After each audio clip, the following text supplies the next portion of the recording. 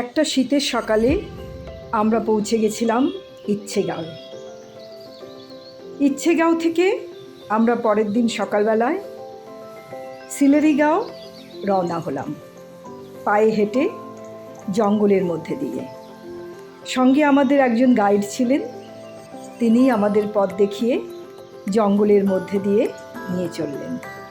ভিডিওতে দেখতে পাচ্ছেন আমরা দুজনে, আমি এবং আমার স্বামী দুজনে মিলে জঙ্গলের পথে এগিয়ে চলেছি সিলেরিগাঁওয়ের দিকে।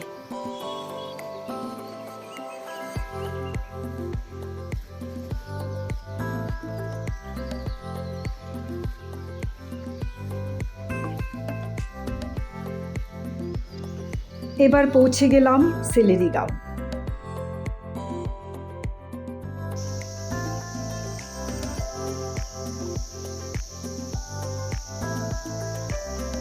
ফেরার পথে আমরা আবার রওনা হলাম। গাইডই আমাদের ছবি তুলে দিচ্ছিল। আমরা ছোট ছোট পায়ে জঙ্গলের মধ্যে দিয়ে এগিয়ে চলেছি।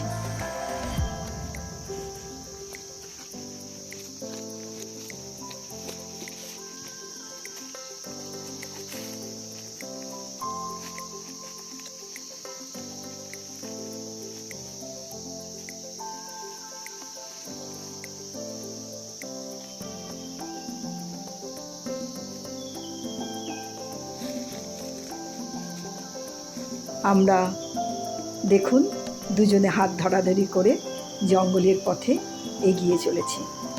এইভাবেই আমরা ইচ্ছেগাঁও থেকে সিলেরিগাঁও এবং সিলেরিগাঁও থেকে ইচ্ছেগাঁওয়ে এসে পৌঁছালাম।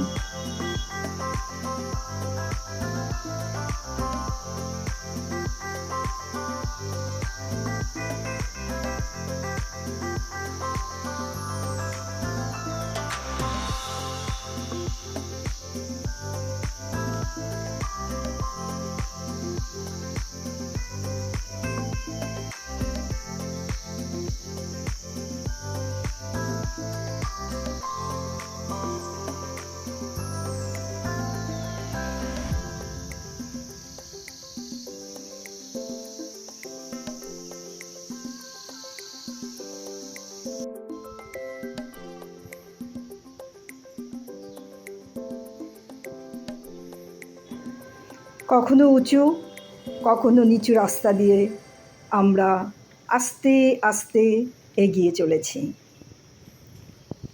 এবার জঙ্গলটা দেখাই একটু।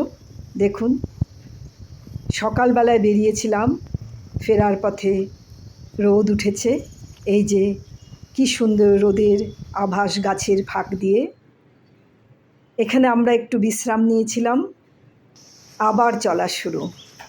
চলতে চলতে আমাদের গাইড ভাইয়ের সঙ্গে একটু কথা বলছিলাম, সেই কথারই কিছুটা। जानवर वगैरह आपको यहाँ पे मतलब भालू होता है, वो बड़ा वाला नहीं थी, तो छोटा छोटा भालू होता है ना जो रुख वगैरह में चढ़ता है ना, ऐसा होता है।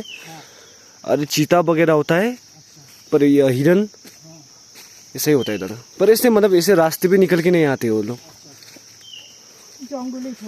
जंगल, क्योंकि जो रास्ते पे इंसान लोग चलता रहता है ना, उस रास्ते पे गंदगी की वजह से नहीं आता है उन लोग।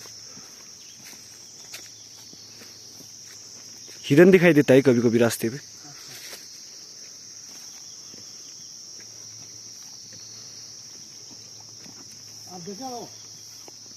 हाँ, हिरन और भालू तो देखा हूँ।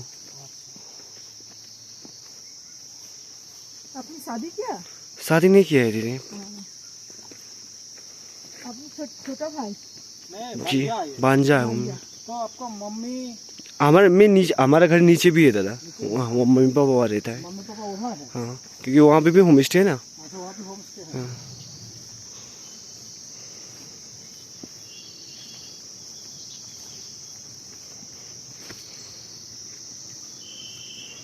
টাটা বন্ধুরা, ভিডিও এখানেই শেষ করলাম।